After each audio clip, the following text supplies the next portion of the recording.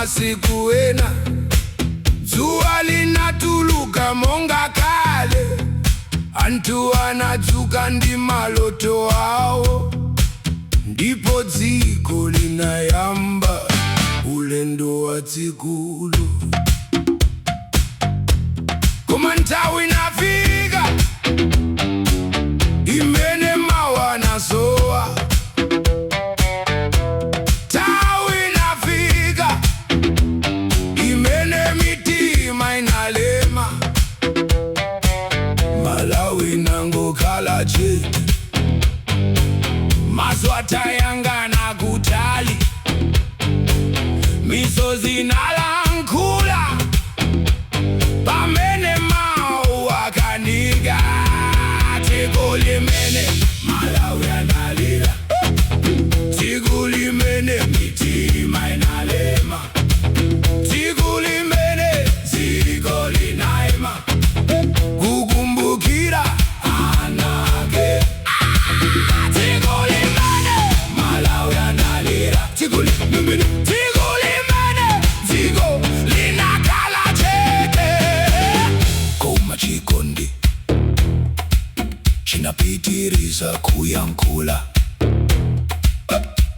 palibe amene anadziwa kuti moni wa mmawa ukhoza kukhala chikumbutso chomaliza mitima yambiri.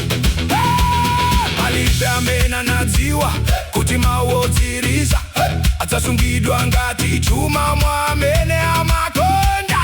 Ena analya bambo, ena analya mai, ena analya tsogoleri, ena analya atumiki a dziko, koma onse anali anthu okondedwa, anthu okumbukidwa, anthu osayiwalika. Malawi ikukukumbukirani, Malawi sikuyiwalani, ngakhale nthawi ikupita, mainano akukalabe. Malawi kukukumbukirani, Malawi sikuyiwalani, ngakhale zaka zitadutsa, mitima sizayiwala. Saulos Klaus Chilima,